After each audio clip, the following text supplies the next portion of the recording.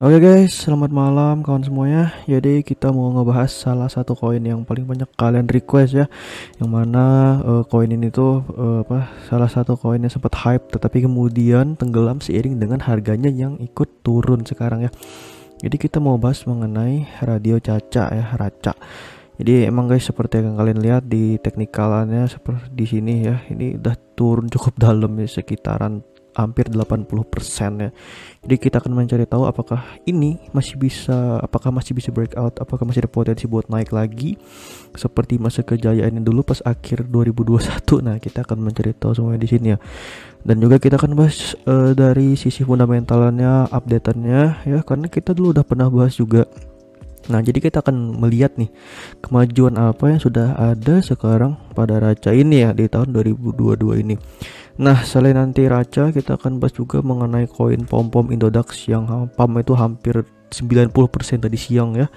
Nah, itu adalah koin DEP ya, Deep Coin ya. Jadi di sini kenapa kita mau bahas? Karena gue ingin mengingatkan teman-teman semua bahwa Kucuk itu tempat buat jualan, bukan tempat untuk beli ya guys ya. Nah, tentunya dari sisi lain, dari sisi teknikal kita mau bahas juga nih dari sisi fundamentalnya Deep ini yang ternyata juga adalah koin NFT gaming ya, NFT gaming doang ya, bukan NFT gaming metaverse kayak Sandbox or Decentraland mana. Nah, jadi seperti apa jadi developer dan kreator yang mendapatkan keuntungan, bagaimana bisnis dari Depcoin ini berjalan, apakah koin scam atau bukan ya. Nah, jadi kita akan lihat di sini ya guys ya, secara fundamental ya. Dan juga tak lupa juga kita kan ngebahas dari technical di BTC yang emang lagi breakout ya dengan membentuk diamond pattern. Nah, ini akan kita bahas di bagian akhir. Jadi untuk urutan pembahasan bisa lihat di kolom deskripsi ya, buat yang mau lihat pembahasannya loncat-loncat, mau Raca duluan apa Dep duluan silakan ya. Oke, jadi yang pertama di sini kita akan ngelihat teknikalnya Raca dulu ya teman-teman. Nah, ini tuh bisa dilihat ya, untuk pergerakannya sebenarnya lagi ada di bottom, di dasar. Kenapa? Seperti yang teman-teman lihat sekarang posisinya lagi ada di support ya. This is a support area. Bentar, ini warnanya akan kita turunkan dulu opacity-nya ya. Nah, sebenarnya itu adalah area support atau area akumulasi ya teman-teman ya. Tetapi walaupun ini adalah area support, bukan berarti serta-merta dia akan langsung naik gitu ya. Tentunya di sini perlu beberapa konfirmasi. Konfirmasinya apa bang? Salah satunya adalah melalui breakout ya teman-teman. Ini bisa kita tarik melalui garis trend line ya, garis trend line. Nah, seperti yang teman-teman lihat di sini emang belum breakout ya teman-teman, jadi Raca. Jadi belum ada indikasi apakah ini bakalan naik apa lanjut turun. Nah, masih mengambang gitu. Jadi kita butuh konfirmasi. Ini kan candle daily ya. Nah, sekitar 1 sampai 2 hari lagi kan ini sedang berada di ujung dari descending triangle-nya ini ya teman-teman ya. Nah, selain itu juga gue ngelihatnya dari Raca ini, dari bandarnya udah ngebuang barang. Bisa dilihat ini ada volume gede teman-teman ya. Lihat ini yang di samping kiri ada volume. Nah, di sini volumenya sangat signifikan sekali ketika sudah berada di harga pucuk di sini. Itu sekitaran 4 billion dollars, 4 billion Raca. 4 billion itu berarti 4 miliar koin Raca ya teman-teman. Nah, kemudian berlanjut di sini ada volume besar. Puncaknya di sini pada tanggal 26 November itu sekitaran 8 miliar koin Raca ya. Nah, setelahnya volumenya flat, datar, rata ya, tidak ada peningkatan volume yang gimana-gimana. Nah, jadi ini kok curiganya emang mainan bandar sih Raca ini teman-teman ya. Nah, tapi bukan berarti di sini koin Raca gak bakal naik lagi ya. Tentunya di sini kalau misalkan ada indikasi breakout, biasanya kalau micin-micin sekali breakout itu nggak tanggung-tanggung. Contohnya yang kemarin kita bahas Baby Doge sekali breakout nggak tanggung-tanggung, langsung 100% lebih. Nah, jadi itu keistimewaan koin micin, sekali pump langsung bisa bikin Anda kaya. Kalaupun sekalinya scam ya udah kayak gini ya, bisa berakhir scam kayak Raca ini. Canda ya teman-teman, jangan nggak serius. Nah, itu untuk teknikalannya. Semoga aja teman-teman yang nge-hold Raca ini sebenarnya masih punya potensi bagus ya teman, kalau kita ngeliat dari fundamentalnya. Nah, sebenarnya ini yang masih ngebuat para holdersnya masih tetap yakin dengan Raca sebagai koinnya mamanya Elon Musk ya.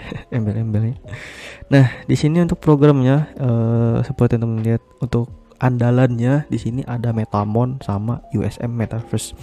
Kalau USM itu belum rilis ya. Di sini roadmapnya dia akan rilis pada bulan Juni 2022. Berarti belum nih, nanti baru rencana. Sedangkan untuk Metamon itu udah berjalan, ada websitenya, teman-teman bisa buka dan mainin gamenya ya. Nah, tetapi di sini gue ngelihat dari game Metamon sendiri belum ada demand yang cukup untuk bisa para holdersnya ngebeli koin raca. Dalam artian di sini user, pemain, player game Metamon masih pada sepi. Nah, itu yang ngebuat dari harga sini masih terkoreksi cukup dalam ya teman-teman. Walaupun dari peringkat market cap raca sendiri sudah meningkat signifikan ke peringkat 242 ya. Seingat gua dulu tuh peringkat ribuan ya teman-teman, jauh banget. Kalau kita lihat di Twitternya di sini untuk update-nya ya, di sini masing-masing negara punya komunitas.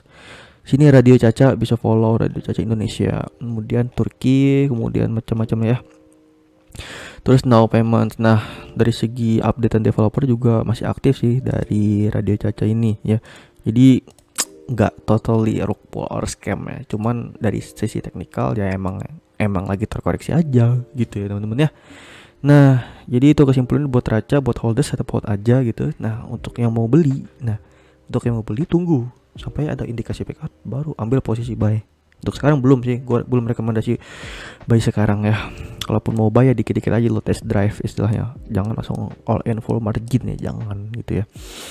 Oke teman-teman, itu untuk raca clear ya, jelas ya. Kalau misalkan ada yang kurang jelas tanya aja di kolom komentar ya. Nih for the next one ada Dipcoin. Nah, ini yang menarik teman-teman ya. Kita lihat, kita ukur ini tuh per hari ini aja udah pump sekitaran 106% ya. Kalau diukur sampai week yang atas ini sebelum kebanting, dia sampai ke 1063.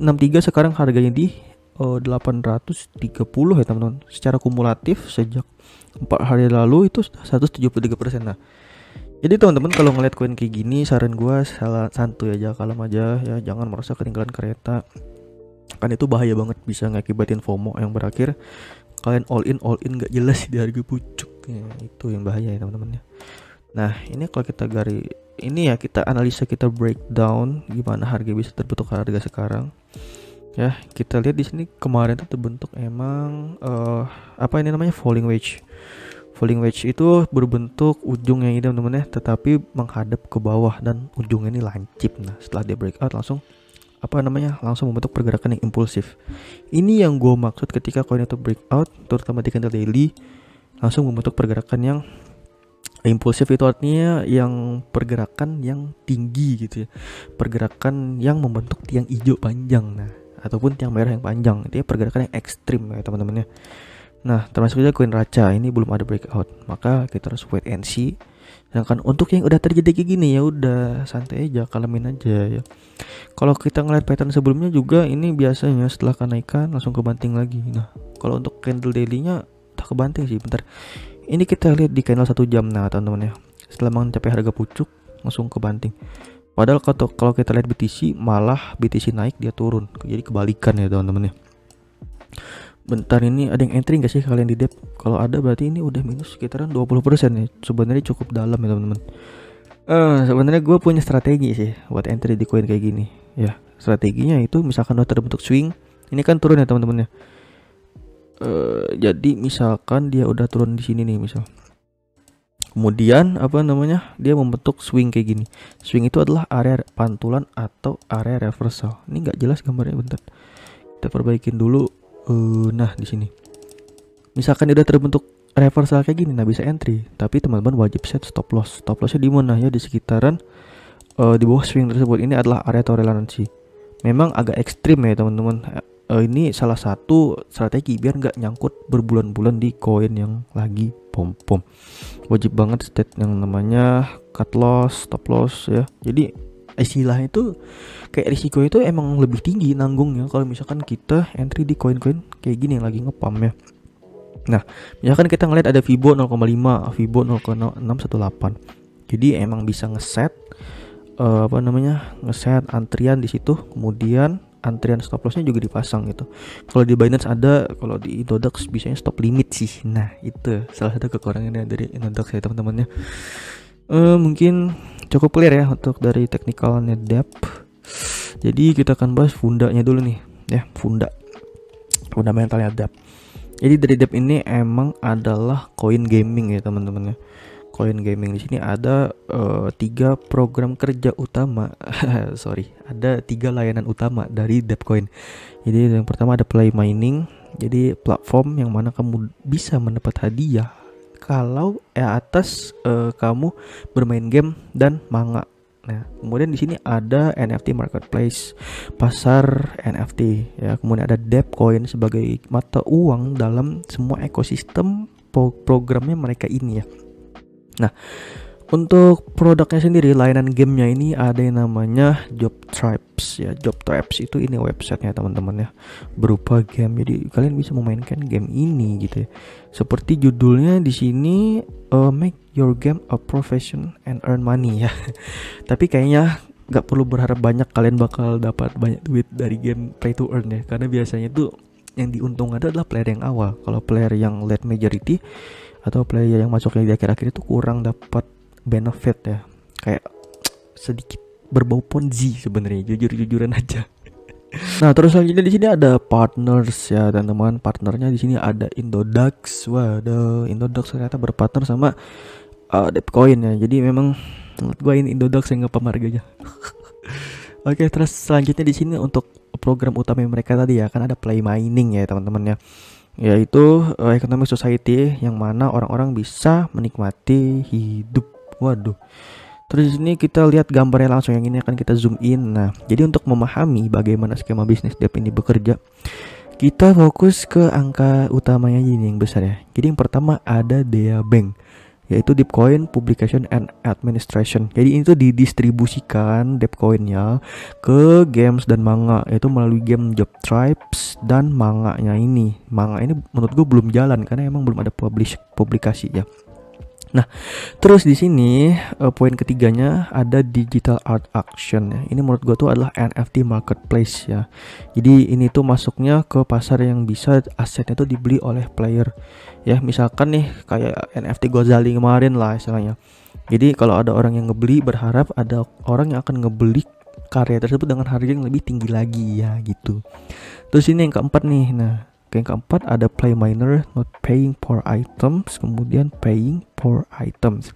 Jadi emang diarahkannya dari usernya harus membeli untuk mendapatkan item. Salah satunya dengan cara crypto asset exchange, ngebeli coin Dep di exchange. Nah, ini teman-teman panahnya ini. Nah, jadi setelah ini maka dia bisa ngebeli karya yang dibikin oleh kreator. Di sini yang poin 5 berupa NFT. Jadi NFT digitalnya tadi ya, yang mana itu bisa memberikan keuntungan bagi kreator dan sisanya sales komisinya ke DEA Bank lagi, yang mana akan didistribusikan lagi. Nah, ini tuh kayak suatu siklus atau ekosistemnya Depcoin ya, yang menurut gua tuh bagus ya. Cuman di sini kekurangannya harga dari Depcoin itu fluktuatif tadi.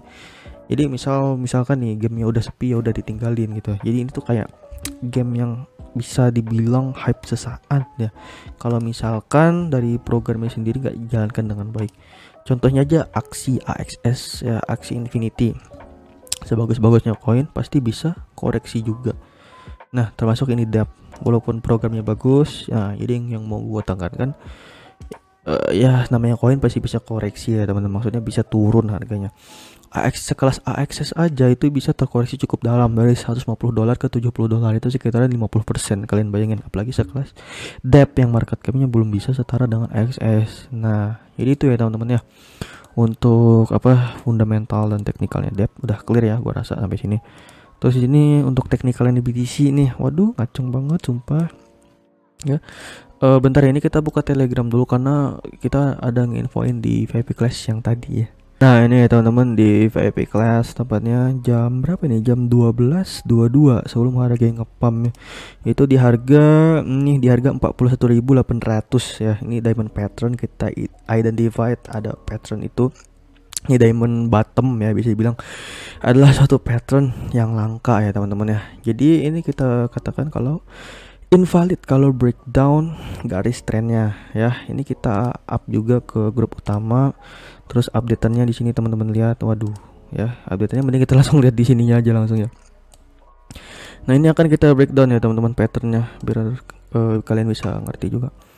Jadi invalid ya, invalid itu artinya rencananya bisa gagal terbentuk kenaikannya kalau dia bisa breakdown dari garis trendnya ini teman-teman yang bawah ini. Nah, jadi kan ini berbentuk kayak diamond ya. Nah, jadi misalkan dia turun di bawah sini, nih, misalkan dia udah ngerusak garis trendnya, itu artinya gagal, invalid.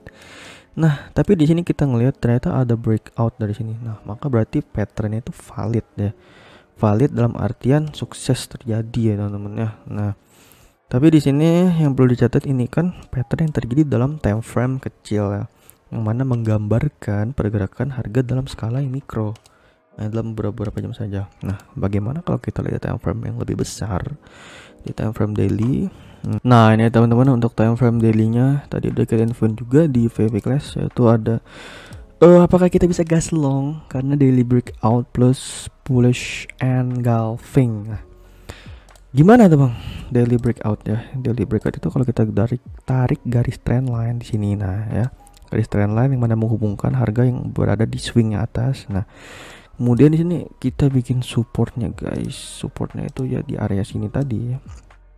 Nah, ditambah dengan satu candle bullish engulfing ya, yaitu candle hijau yang mana dia tuh bodinya lebih besar dari body candle merah sebelumnya. Nah, jadi untuk menurut gua nih, asumsi gua untuk BTC dalam beberapa hari ke depan nih, dalam 1 minggu ke depan lah ya, bakal ada sedikit penguatan harga ya. Jadi penguatan harga ya teman-teman. Maksimal untuk target-target kita nggak jauh-jauh dulu deh ya. Tentunya ke resisten terdekat aja dulu untuk di dailynya. Yaitu di mana bang? Itu di 45.800 ya. Nah, ini merupakan target pertama kita untuk BTC dalam beberapa hari ke depan ya. Tentunya di sini ditambah lagi dengan adanya pattern double bottom. Double bottom di sini di bottom 1, kemudian this is bottom 2 ya teman-teman ya. Nah, ini adalah confluence-nya gua gitu. Kalau ya bisa lah ya kita ngelihat reaksi 1 ya. Jadi pola ini kita kasih disclaimer juga untuk invalidnya. Invalidnya jelas kalau tembus supportnya ini teman-teman yang garis kuning ya. Nah, ini bisa gagal ya. Tapi menurut gua sih untuk beberapa hari ke depan ya tadi bakal bull dulu ya dari BTC guys. Jadi kalian bisa analisa beberapa koin yang akan breakout. Nah, langsung gas aja itu ya, gas dengan pertimbangan risiko yang matang pastinya ya. Gitu ya teman-teman ya untuk analisa kita pada malam ini mengenai Racha dan Depcoin sama BTC teknikal ya.